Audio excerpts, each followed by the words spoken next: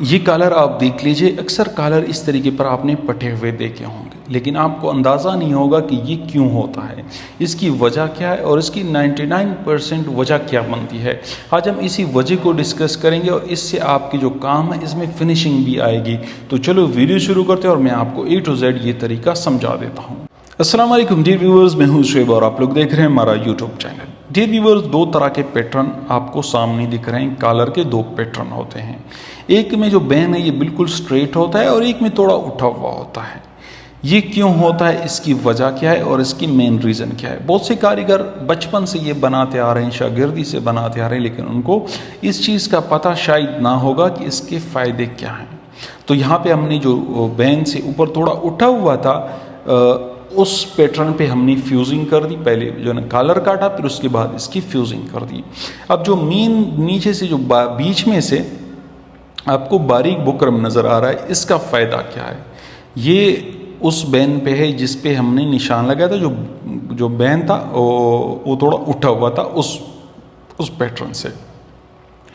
اب یہاں پہ ہم نے کیا کر دیا کہ سینٹر میں اس کی کٹنگ کر دی۔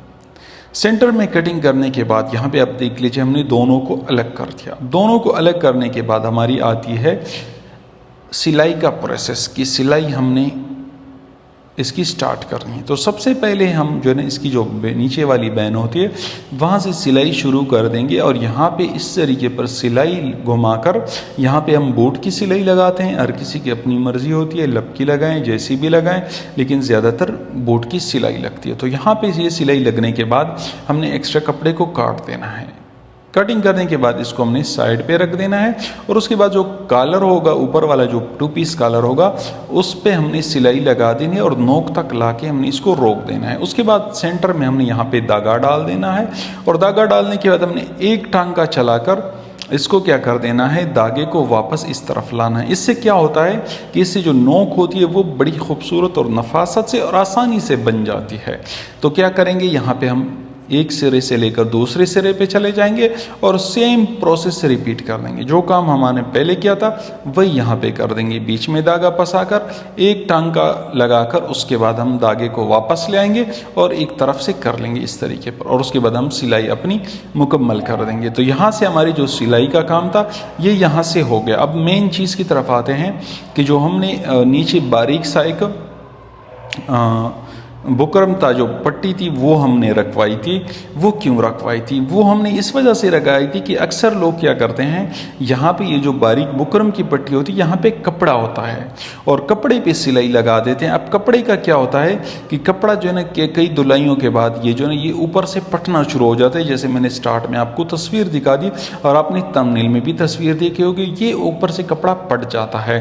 دوسری بات یہ کہ یہاں پہ بکرم لگانے سے اس میں فنیشنگ آتی ہے، بہت زبردست طریقے پر فنیشنگ آتی ہے، بہت زبردست اور نہایت ہی جو ہے نا لاجواب قسم کی اس کی فنش آتی ہے۔ تو ہم کیا کرتے ہیں کہ یہ اس طریقے پر لاتے ہیں تاکہ یہاں پہ ہماری فنش آ جائے۔ دوسری بات یہ کہ یہ جو میں آپ کو سمجھا رہا ہوں یہ سارے پروفیشنل اور بڑے جو برانڈ ہوتے ہیں، جو بڑے مطلب نامی گرامی برانڈ ہوتے ہیں، وہ جو برانڈ بنے ہوتے ہیں وہ ایسے نہیں بنے ہوتے، وہ چھوٹی چھوٹی چیزوں پہ کیا کرتے ہیں مطلب خیال رکھتے ہیں، ان پہ فوکس کرتے ہیں تاکہ ان کے جو کسٹمر ہے وہ سیٹسفائی رہے، اور سیٹسفائی رہنے کے بعد وہ کیا کرتے ہیں کہ اچھا خاصا ان کو چارج کر لیتے ہیں، کیونکہ یہ جو نا وہ یہ جو چھوٹی چھوٹی چیزیں ان کا خیال رکھتے ہیں۔ تو اس طریقے پر ہم نے کیا کرنا ہے کہ یہاں پہ ہم نے باقی تو آل اوور آپ کو کالروں کا پتہ ہے کیسے بنتے ہیں کیسے نہیں بنتے، ہزاروں ویڈیو ہم نے بنائی ہے۔ تو یہاں پہ ہم نے کیا کرنا ہے کہ یہاں پہ گول سلائی گھما دینی ہے اور ساتھ میں کالر بنا دینا ہے۔ یہ تو ساری چیزیں آپ کو دکھ رہی ہے۔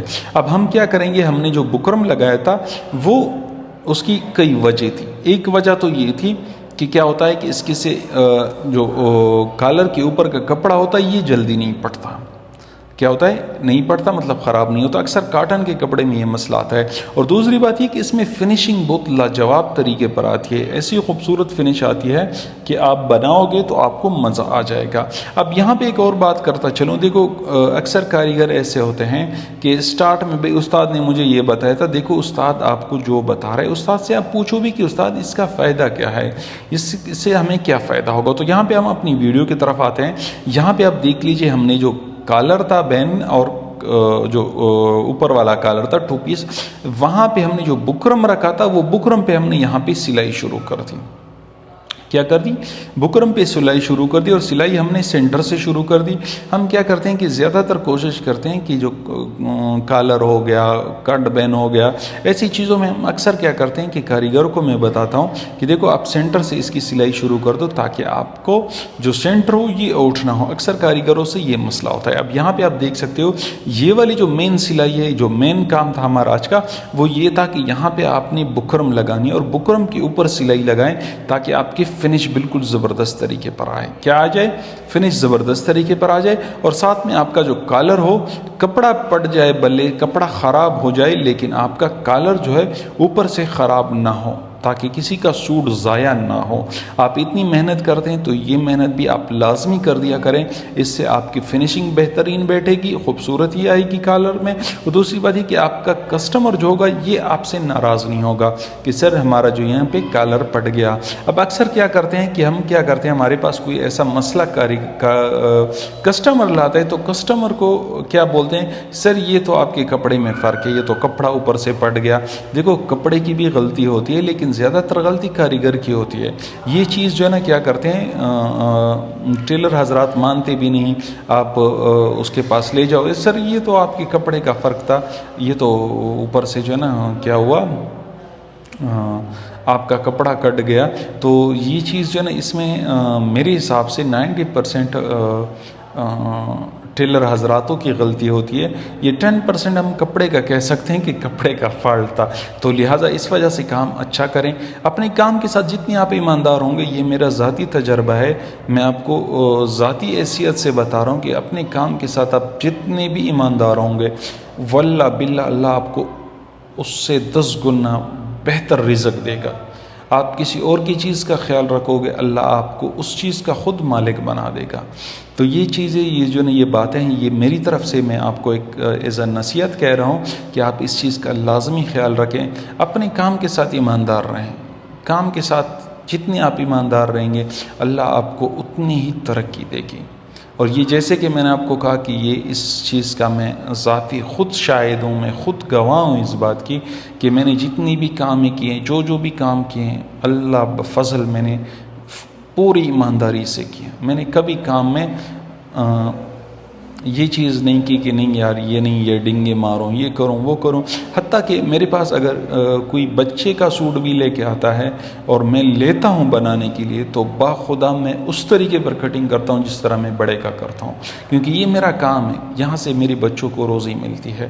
تو میں کیا کرتا ہوں کہ یہ چاہتا ہوں کہ بھئی میرے جو بچے روزی کا ہیں وہ فل ایمانداری کے کا ہیں، اس میں کوئی بھی ایسا مسئلہ نہ ہو.